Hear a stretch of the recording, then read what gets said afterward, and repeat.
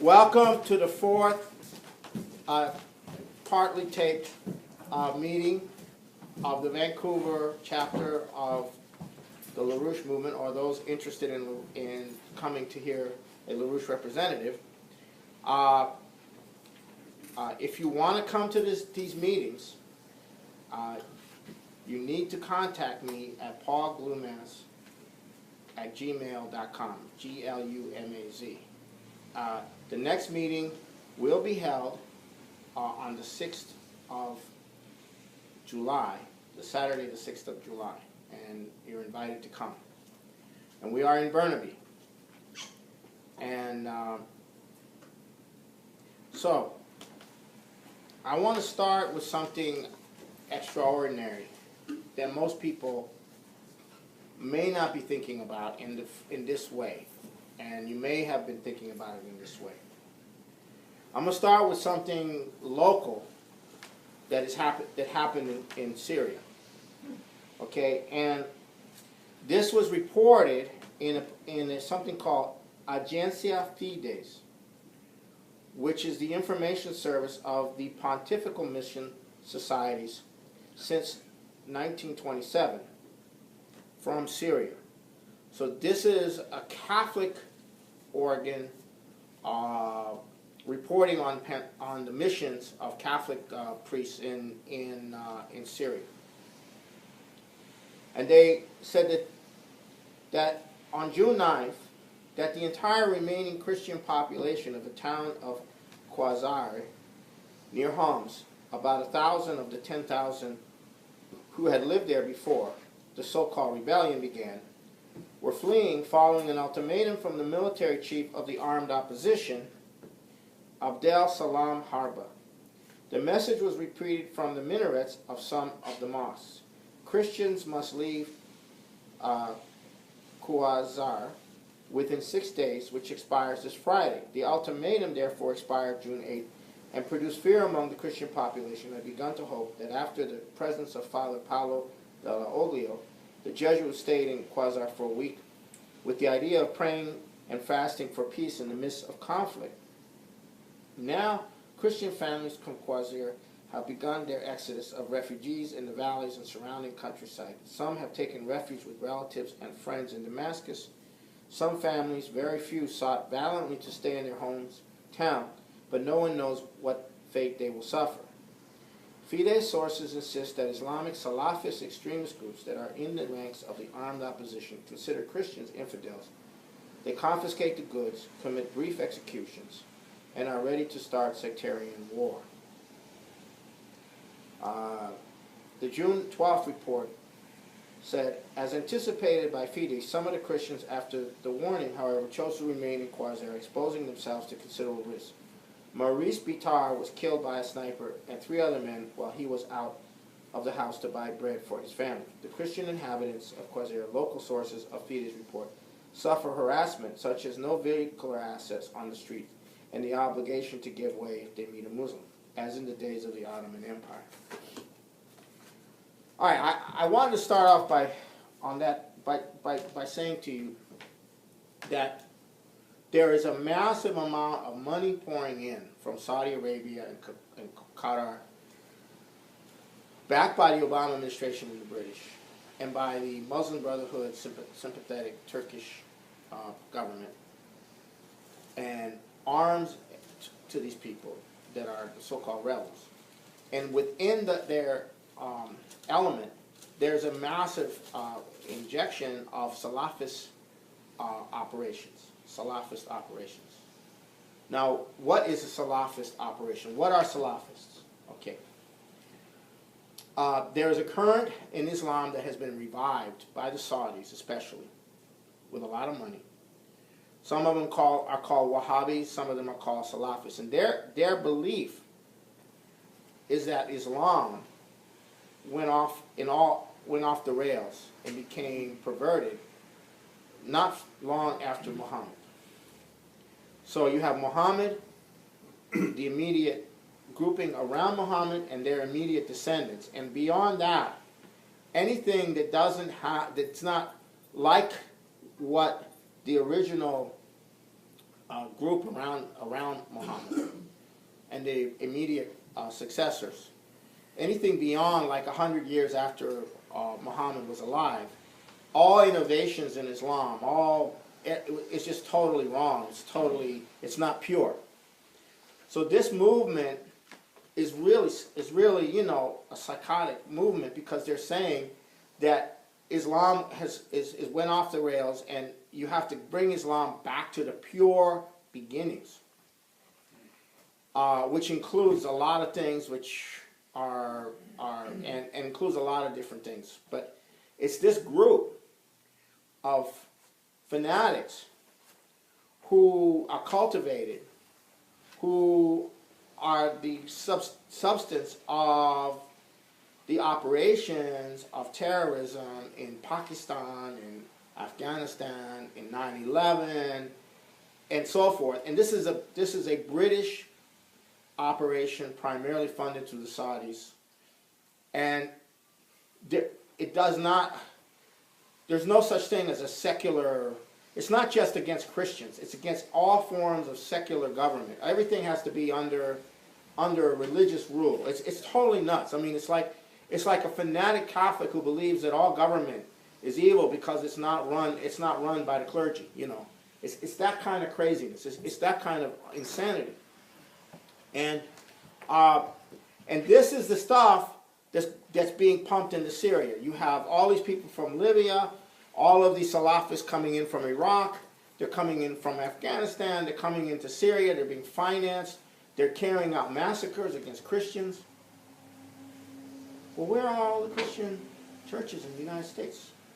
Do you hear any of them say there's a problem with the massacres of Christians going on now in Syria? No. The mass exodus of Christians have now begun from Syria? No. Aren't they your Christian brethren? Don't you feel an obligation to stand up for your Christian brethren? No. No. Why? Why is this happening? Why is Syria being torn apart this way? Yeah, yes, there's opposition to the Bashir government. There always has been opposition to the Bashir government, but that's not what. This is not that. This is a massive infiltration into that process. Now, so why is this being done? Why is this being done? By the way, it's going to be Lebanon, it's going to be Jordan, it's going to be Egypt, it's going to be Israel, it's going to be Iran. The whole area is scheduled for complete disintegration. Why? What's the issue? Why do this? Okay, the primary intention of the British and Obama and this operation in Syria and in Iran, but right now the center is Syria. The primary operation is to get the Russians to back down. The entire global strategic situation hinges at the highest level, or what I would say the first dimension of it, or the top dimension of the global strategic situation, hinges on getting Russia to back down in Syria. And there's an escalation going on. It's increasing, and they want Russia to back out and allow for the overthrow of Bashir Assad and allow for the kind of tribal and civil war that is now has still going on in Iraq and is going on in Libya today. Because once the Russians back down,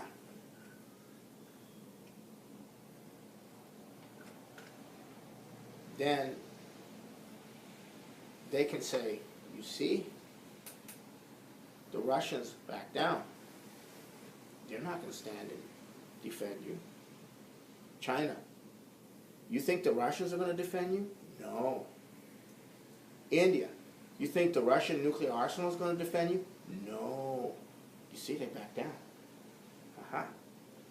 And that's the trigger point for them unleashing this entire global warfare to impose the final imperial system, which replaces the collapse of the financial system. In other words, their game plan is not to save the financial system, because it can't be saved.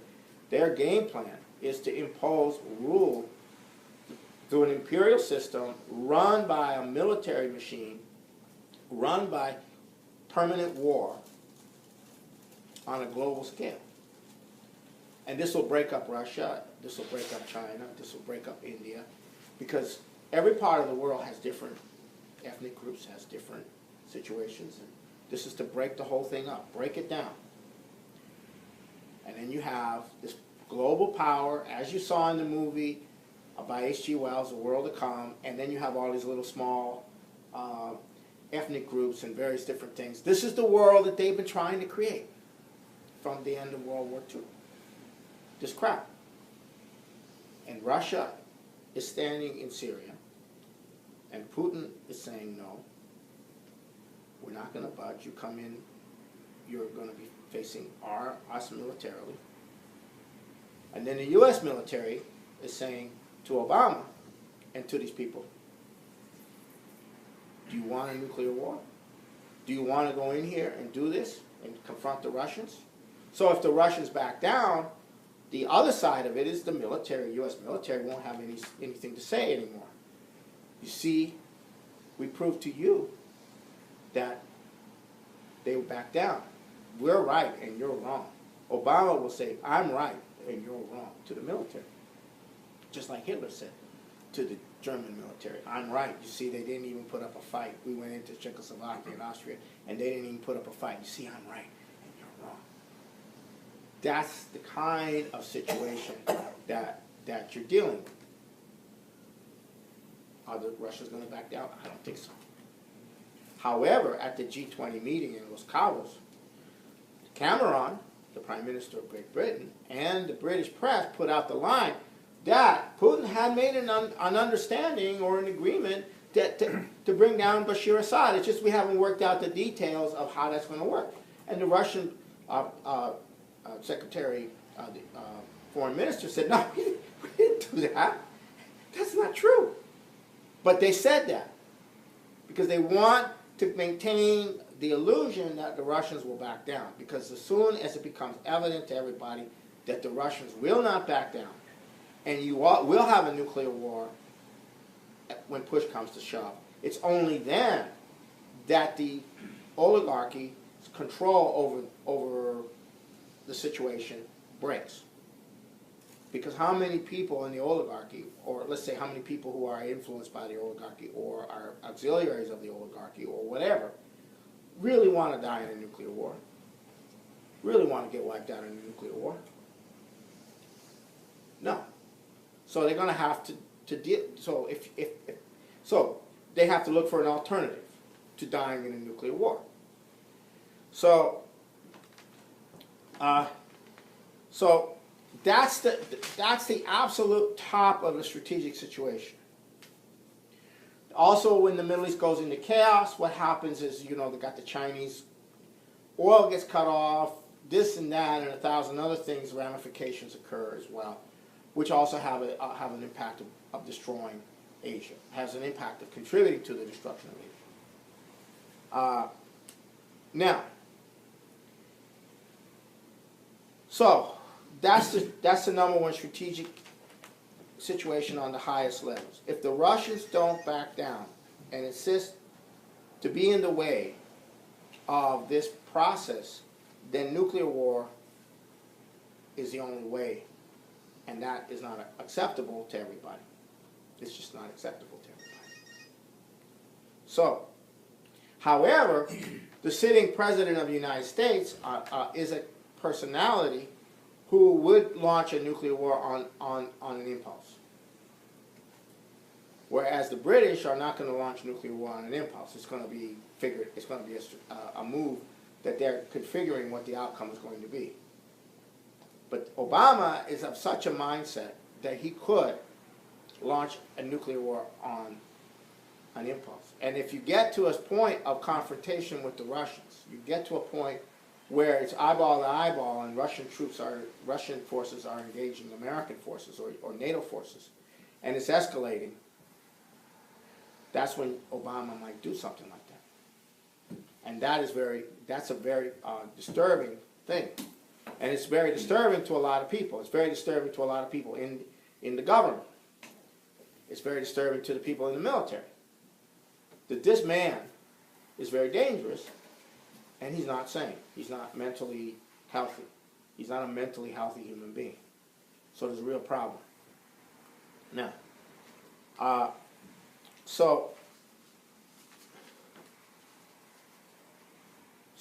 now we go to the second aspect, underneath the second dimension, underneath this strategic dimension, and that is the issue of the bailouts of the banking system.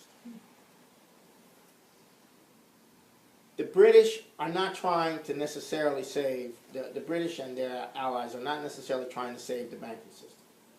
They pretty much understand that it's not going to be saved. But they need to hold up the banking system long enough to get the Russians to back down.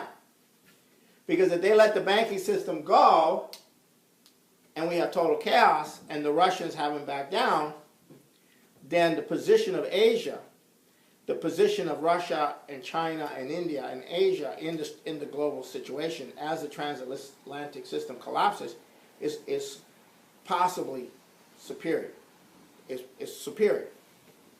And they may not go down if the Russians don't back down. And that's not an alternative either that they wish to have. So they're trying to hold the thing together long enough to get the Russians to back down.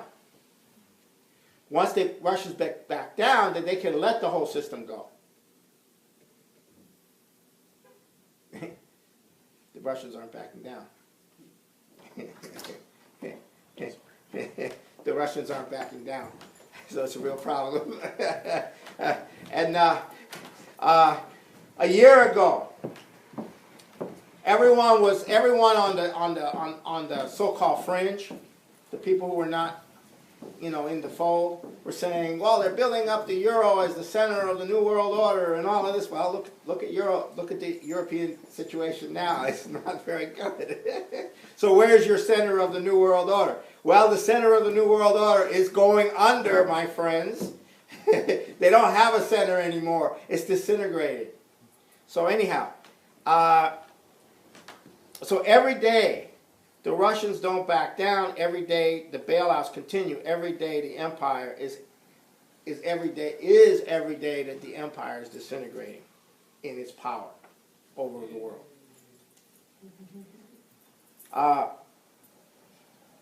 So now, if the collapse comes, okay. So now.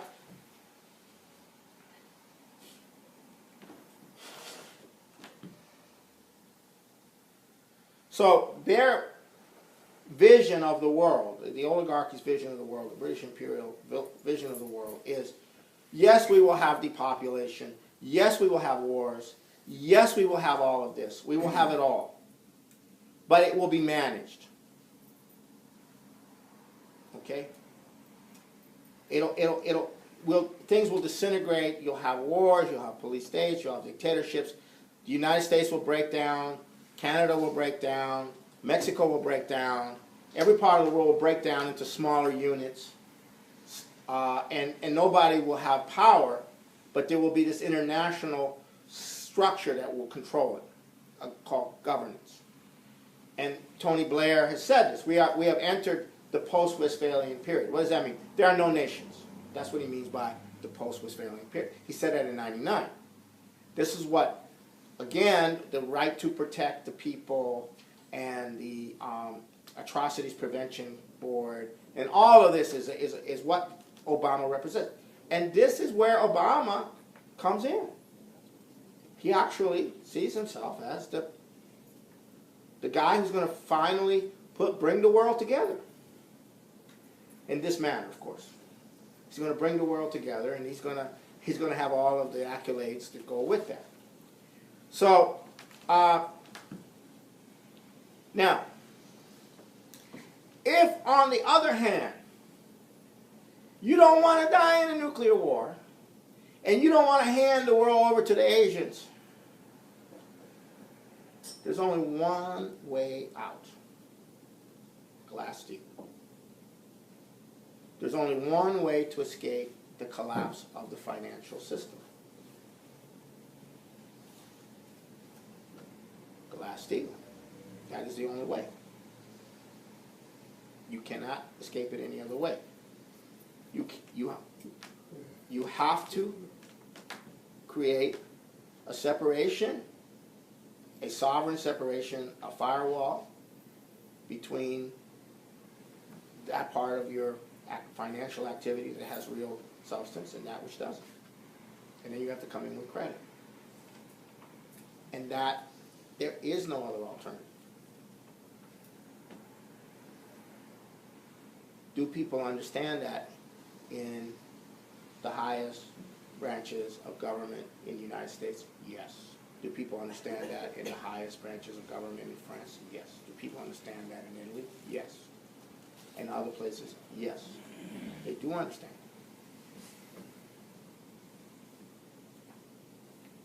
But Merkel understands it. Hold on. But, yeah, of course she does. But the empire still can kill. Okay, the empire can still bump people off. Okay, that's it. They still have power in that sense. Okay, so you better be quiet. You better be cool about it. So essentially, you have a situation like that going on. Now I'll go from here to the question of the Federal Reserve in the United States, because the Federal Reserve is more bankrupt than the bankrupt banks. Why is the Federal Reserve more bankrupt than the bankrupt banks? Because they've been bailing out the banks. They've been taking in all their worthless paper. So what is the Federal Reserve holding as assets if you were to examine its books? Paper that's worth nothing in the trillions and trillions and trillions. They've been holding it up. 26 trillion or whatever, I don't know. It's huge. And not just American banks, but European banks. The whole global banking system. They've been the principal pillar of the global bailout. Obama, Bernanke, and Geithner, that's their whole tune.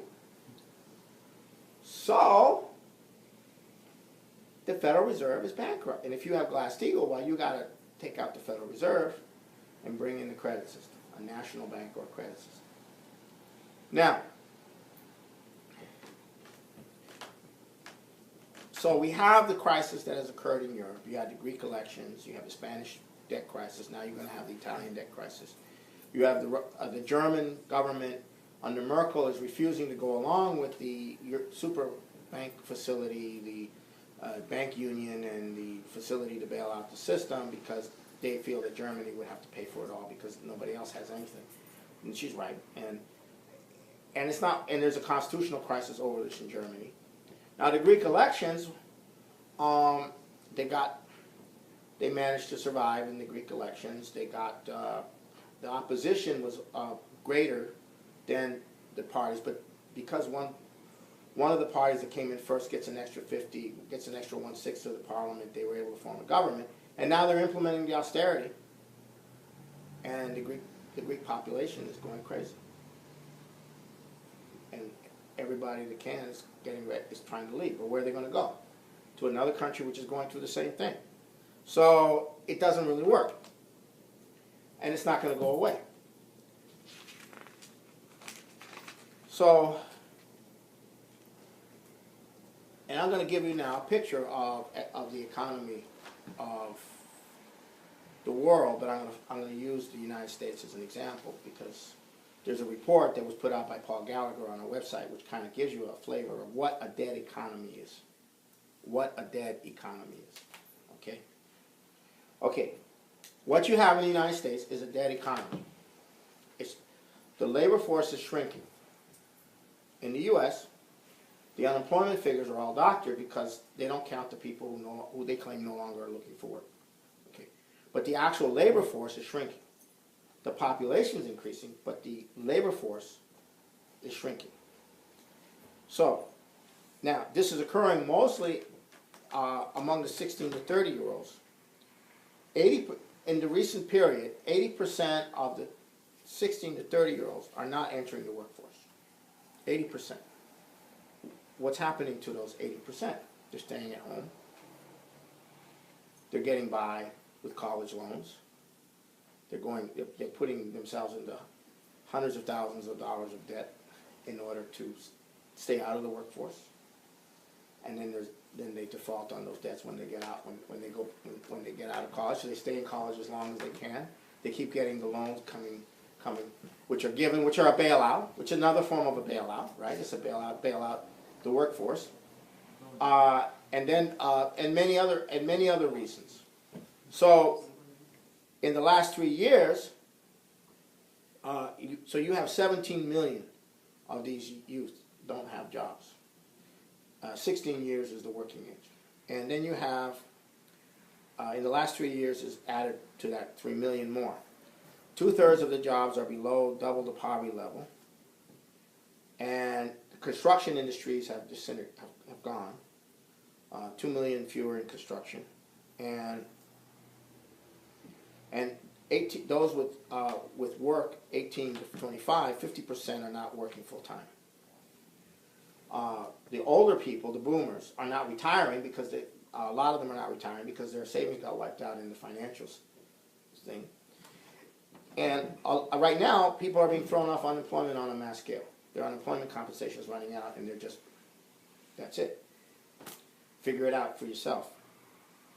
And the black population that supported Obama is being hit the hardest. So, again, there's no way out until you establish a credit system that put people back to work. There's no way out. It's a dead economy, and it's dying. It's worse every day. It's dying. More and more people are being thrown on the scrap. More and more people are not being employed. More and more people are having to go to a lower skilled job because of the shrinkage, and then they're pushing out the lesser skilled people out to the lower skill, and then the lesser skilled people have nowhere to go. They have nowhere to go, but try to survive or die or whatever. So that's the situation in Europe. That's the situation in the U.S. I presume to some degree that's the situation in Canada. Maybe they're managing it better in Canada. But now, add to that situation hyperinflation. The shock of hyperinflation, which is about to occur if they go with the full bailouts, which they have to do to stop the whole thing from blowing out. That's going to hit people hard, really hard, because their wages aren't going to go up. They're going to get squeezed. But then, then who's going to buy stuff? So the actual demand for goods is dropping. The demand for even Chinese goods is dropping. So, I mean, so this is a process that cannot end until you get an entirely different system in place. So, now,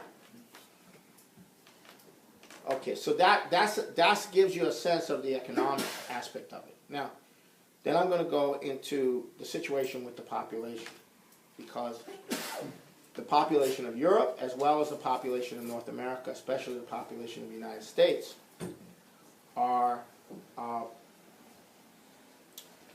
going into a process of losing faith in the system that they have been in on a mass scale. And you see this emphatically in the United States. You see this emphatically in the United States. The population cannot stand Mitt Romney. And they cannot stand Obama. There are a few areas in the country where Obama is very popular, like Seattle proper, but outside of that, his popularity has collapsed. We had the situation in West Virginia where there was a primary, but there was nobody running against Obama, but his name appeared on the ballot. And people said, I don't want to vote for him. I'm a Democrat. I'm a lifelong Democrat. I don't want to vote for it. I don't want to put my name. I don't want to put the X next to him.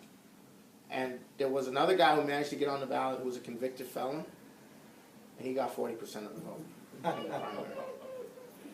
Okay. In Pennsylvania, 30% of those voting in the Democratic primaries, these are closed primaries, did not put their name next. That means 30% of the Democrats who voted did not want to check the Obama part of the ballot. Okay, this just gives you an example.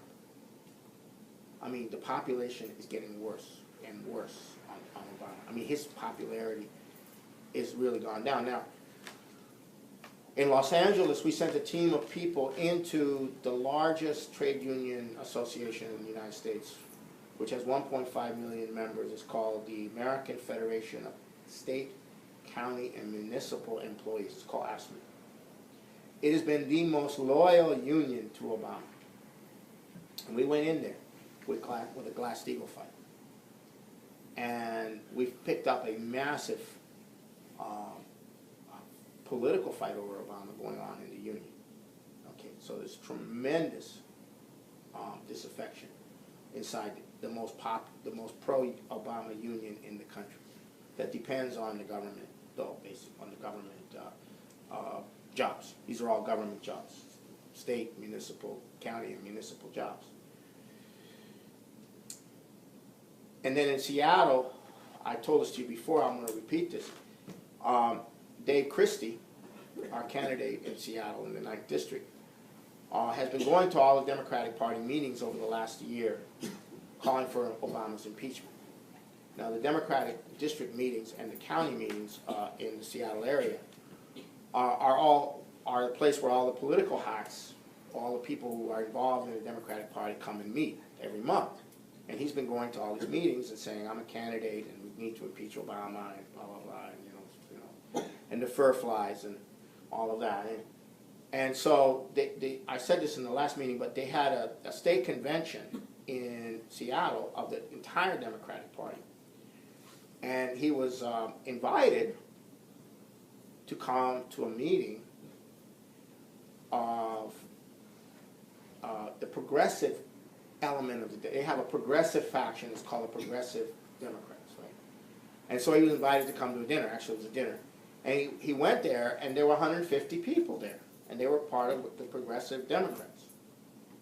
And so he's listening to all the stuff, and the moderator is saying this and that. And near the end, he says, and I want you to know that that I'm not the guy who's been pushing the whole Glass-Steagall. You think I'm the guy that's put it all through and organized all these Glass-Steagall resolutions that went through the district committees and the King County Democratic Party apparatus.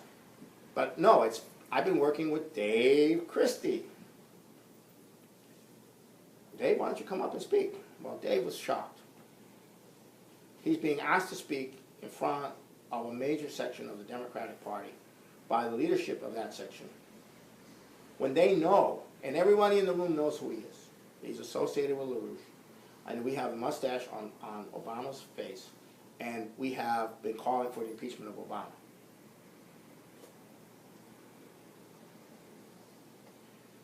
And the King County Democratic and the State Democratic Party has made the platform of the Democratic Party Glass-Steagall in Washington State. So and then they sent out a letter to all the candidates running in local elections. 96 candidates were in the King County were sent out a letter saying you have to we want you to support Glass-Steagall because it's now the county and the state party platform, and they had to say, yeah, we're going to support Glass-Steagall. Now, that represents in the microcosm the kind of things that are happening at the lower end. So we have the situation with the U.S. population, and we have a massive motion now starting to occur for Glass-Steagall in the U.S. But it hasn't cracked. But there's incredibly in the cross-examination in the Congress of Jamie Dimon, the head of Morgan Chase, one of the congressmen from Massachusetts went on Glass-Steagall and the bill, and the need for every congressman to now step up and endorse and sign on to co-sponsor the bill. And this was laid out in that discussion. So, now, we come to the problem of the population, which is from the time of Andrew Jackson, who was a populist who came in on a kind of dumbed-down, anti-intellectual populism, who then took down the National Bank, which was a credit system. The United States has never, except for brief periods of time during war, when FDR, well, during the Depression and during war in the case of FDR, and then during Lincoln during war, that they used the full power of the Constitution to issue credit.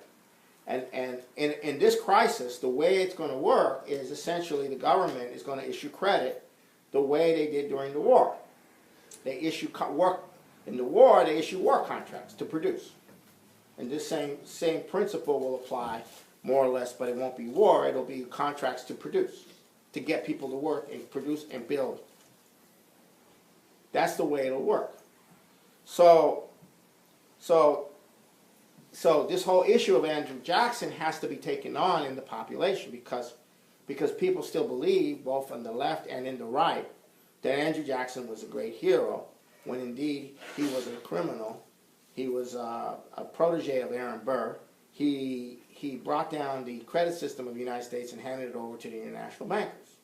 So that has to be cleared up for a lot of people, because their confusion in part rests on the misunderstanding of this kind of populism. Now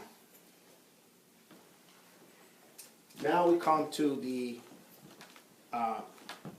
final dimension, which is faced with total collapse and with no way out, and not even for the oligarchy. How is this going to be dealt with? I mean, how are people going to be dealing with the fact that the whole system's coming down? There are no other options but Glass-Steagall. If the Russians stand firm, there's no other option but nuclear war. So how are you going to deal with this? There's only one way to deal with it. You have to move Obama out. You can't keep him in there, because you're not going to get Glass-Steagall with him in there. And so whatever you see a movement for Glass-Steagall, it's identical to the movement to get out Obama. And whenever you see a movement to get out Obama, it's identical with a movement to implement Glass-Steagall, because that's the reality. It may not appear that way when you look at the media and you look at the various ways this works, but that's the reality. And the process of getting Obama out is now underway. Whether it will get him out soon enough remains to be seen. But there is now a process to force Obama out of the government 6 weeks before the convention.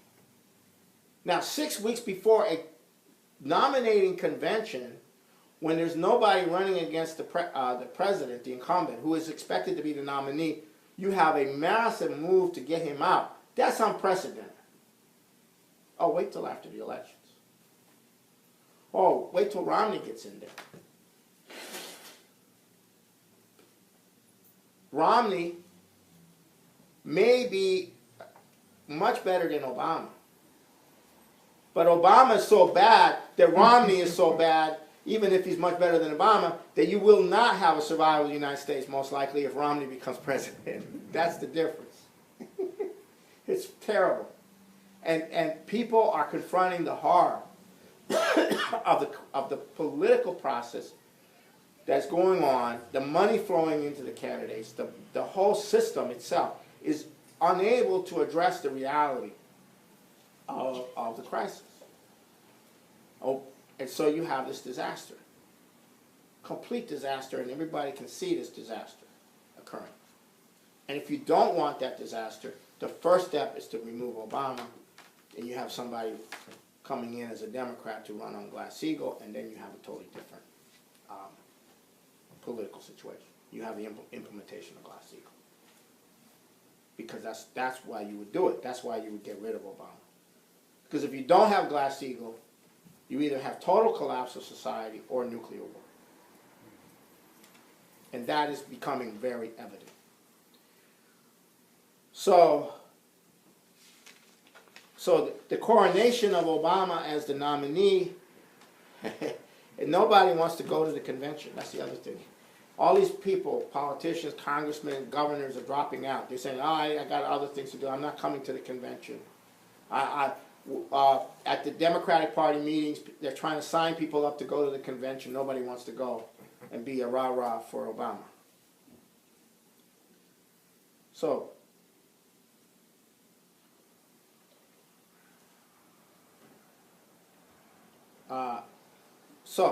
two relatively new developments have occurred in the process of moving against Obama.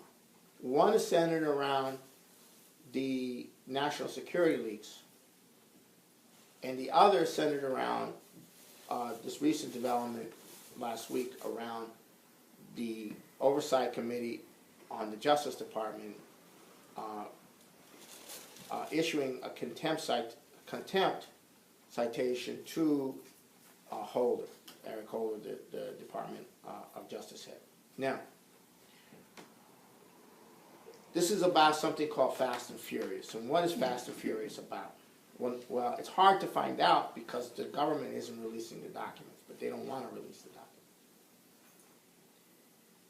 But what we do know is that there was a massive amount of arms being given by the government agents to the Sinaloa cartel in Mexico, which is one of the major cartels that oversees the distribution of drugs inside the United States. I don't know if people know this, but the principal coordinators internally in the United States of the distribution of all narcotic substances, illegal narcotic substances at the street level, are Mexican cartels. They don't necessarily, they don't produce the drugs necessarily, but they distribute it.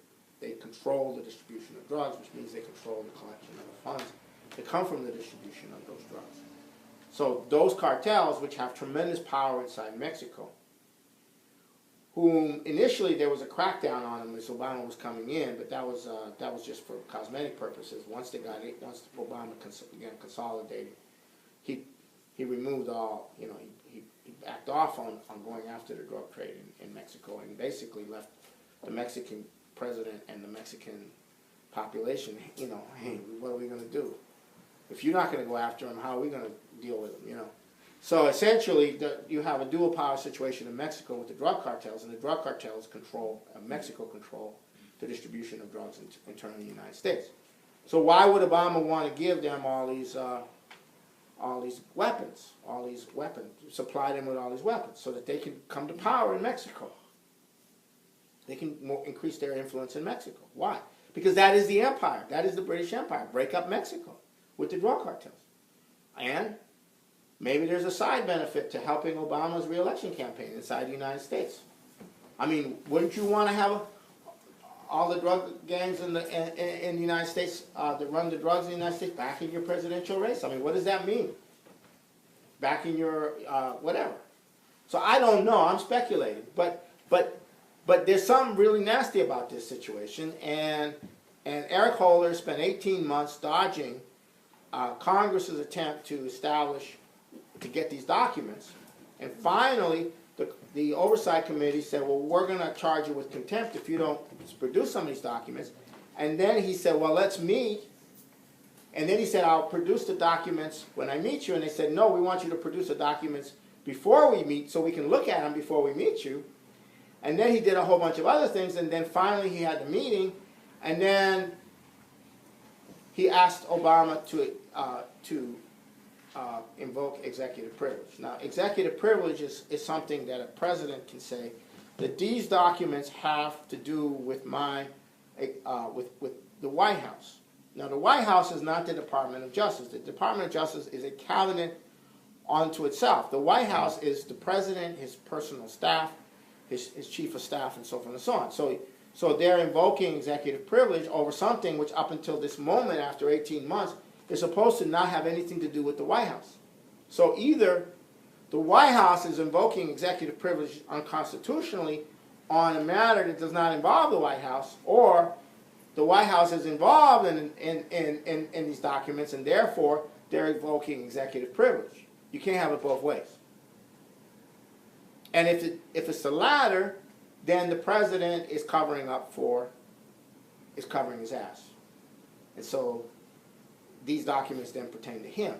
If it's the former, meaning then it's an extension of executive power beyond what it's been. So anyhow, so this is just the small stuff. This is the rumblings, okay? But there's going to be bigger stuff. Because if there's not, we're going off because if there's not bigger stuff coming soon that's going to rock Obama's foundations, then the country will not survive. And not everybody in the country wants to die. Not everybody in the United States wants to go under. And you're going to have to make a decision now. If you have cards to play, you're going to have to play them now. You can't wait. You can't wait till after the elections. You can't wait till after the convention. You can't wait and see anymore. You're going to have to play your cards. Everybody's going to play their cards. Everybody has to play their cards now, one way or the other. And the Obama administration did play some cards. They played a big card. A very nasty fellow by the name of Paul Volcker. All right? And Paul Volcker has surfaced, calling up congressmen, calling up Glass-Steagall supporters, calling up economists who support Glass-Steagall, saying no Glass-Steagall. Glass-Steagall is a radical overthrow of the system. We should not be punishing the banks for doing what they do naturally. It was the laws that were changed. It wasn't their fault. And so basically saying that $2 trillion, the major U.S. banks have to be bailed out to the tune of $2 trillion. No Glass-Steagall. The Volcker rule. What is the Volcker rule? It's garbage. It's a, well, we'll put a little fence around the bank. Well, that fence is nothing. It's a scam. But Volcker, back in 2008, was brought in by Obama, and they brought in all these people, and he was saying, oh yeah, Glass-Steagall's okay, and he even was having dialogues with LaRouche. But now, he's come out and he's surfaced. He's a card that's being played. He's a card being played by the Obama administration. And one of the things he's been telling people who are working with us, saying that LaRouche is a menace and he should have been done away with. He's saying that privately to a lot of people he's calling. Okay, so now he's surfaced. Paul Krugman, the same thing. And so, so this is very significant because you wouldn't want to throw away your asset unless it was unless you were coming to the end of the situation. To have him come out like that, that's he's exposed. Not even Obama will come out and oppose Glass-Steagall openly. So to have Paul Volcker be deployed by the Obama to go out against Glass-Steagall means it's coming close. The situation is coming close. So, Mark, okay. So, if you want to hear the rest of this and the question and answers, you should come to the meeting. It's next 2 Saturdays from today. Today is the 23rd of June. 2 Saturdays from today should be the July 6th. And if you want to know where the meeting is being held, you have to email me at paulglumaz, Glumaz, at gmail.com. Sorry. Okay. To considerable risk. Maurice Bitar was killed by a sniper and 3 other men while he was out of the house to buy bread for his family. The Christian inhabitants of Quasir, local sources of Fides report, suffer harassment such as no vehicular access on the street and the obligation to give way if they meet a Muslim, as in the days of the Ottoman Empire. All right, I wanted to start off by saying to you that there is a massive amount of money pouring in from Saudi Arabia and Qatar, backed by the Obama administration and the British, and by the Muslim Brotherhood sympathetic Turkish government, and arms to these people that are the so-called rebels. And within their element, there's a massive injection of Salafist operations. Salafist operations. Now, what is a Salafist operation? What are Salafists? Okay. Quasar, within 6 days, which expires this Friday. The ultimatum, therefore, expired June 8th and produced fear among the Christian population, who had begun to hope that after the presence of Father Paolo dell'Olio, the Jesuits stayed in Quasar for a week with the idea of praying and fasting for peace in the midst of conflict. Now, Christian families from Quasar have begun their exodus of refugees in the valleys and surrounding countryside. Some have taken refuge with relatives and friends in Damascus. Some families, very few, sought valiantly to stay in their hometown, but no one knows what fate they will suffer. Fide sources insist that Islamic Salafist extremist groups that are in the ranks of the armed opposition consider Christians infidels. They confiscate the goods, commit brief executions, and are ready to start sectarian war. The June 12th report said, as anticipated by Fide, some of the Christians, after the warning, however, chose to remain in Quasar, exposing themselves. There is a current in Islam that has been revived by the Saudis, especially, with a lot of money. Some of them are called Wahhabis, some of them are called Salafists, and their belief is that Islam went off the rails and became perverted not long after Muhammad. So you have Muhammad, the immediate grouping around Muhammad and their immediate descendants, and beyond that, anything that that's not like what the original group around Muhammad and the immediate successors, anything beyond like 100 years after Muhammad was alive, all innovations in Islam, it's just totally wrong. It's not pure. So this movement is really, you know, a psychotic movement, because they're saying that Islam is. Welcome to the fourth partly taped meeting of the Vancouver chapter of the LaRouche movement, or those interested in coming to hear a LaRouche representative. If you want to come to these meetings, you need to contact me at paulglumaz@gmail.com, Glumaz. The next meeting will be held on the 6th of July, the Saturday the 6th of July, and you're invited to come. And we are in Burnaby. And so, I want to start with something extraordinary that most people may not be thinking about in this way, and you may have been thinking about it in this way. I'm going to start with something local that happened in Syria. Okay, and this was reported in something called Agencia Fides, which is the information service of the Pontifical Mission Societies since 1927 from Syria. So this is a Catholic organ reporting on the missions of Catholic priests in Syria.